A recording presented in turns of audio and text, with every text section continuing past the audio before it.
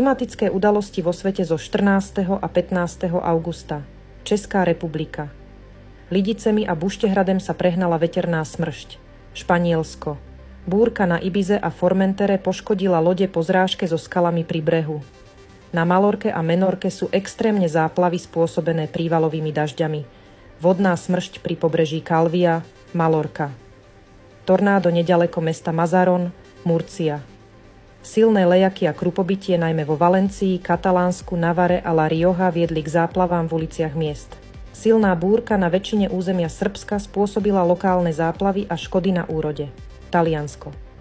Provinciu Turín zasiahol prívalový dážď s krúpami a nárazovým vetrom. Nočná erupcia sopky Etna na Sicílii. Červení škriatkovia nad búrkou na juhu Francúzska. Silná povodeň v Toulouse a na juhu Haute-Garonne. Rumunsko. Albu Iuliu zasiahli silné dažde s krúpami. Rusko. Krupobytie zasiahlo dediny Novaja Brian a Čelutaj, Buržacko. Veľké krúpy v Petrohrade. Silný lejak s krupobytím v Samare. Na Magadane napadol sneh. Tornádo v Kamensk-Uralsku, región Sverdlovsk. Alžírsko. Tornádo v Ain Jasser, Saudská Arábia. Obrovská povodeň v Taif, India. Extrémne povodne v dôsledku neustálych silných zrážok v meste Jaipur, Rajasthan, Čína. Masívne záplavy v dôsledku silného dažďa v Pumiao, Naning v oblasti Guangxi, Nepál. Zosú pôdy spôsobený prudkými dažďami v štvrti Sindhu-Palchouk, Tajvan. Neďaleko mesta Yilan došlo k zemetraseniu o sile 5,7 stupňa. V ten deň nastalo pri meste Hualien ďalšie zemetrasenie o sile 6,1 stupňa. USA.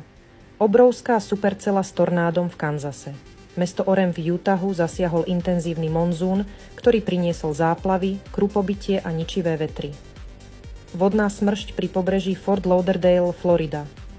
Z tropickej búrky Ernesto sa severne od Portorika stal hurikán a priniesol silné dažde a nárazový vietor. Indonézia. Erupcia sopky Levotoby.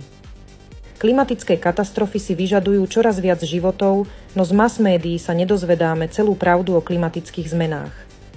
Kto nechce, aby sme poznali pravdu a namiesto toho umelo rozdeľuje spoločnosť. Pozrite si dokument Impact a zistite, ako sa nenechať manipulovať médiami.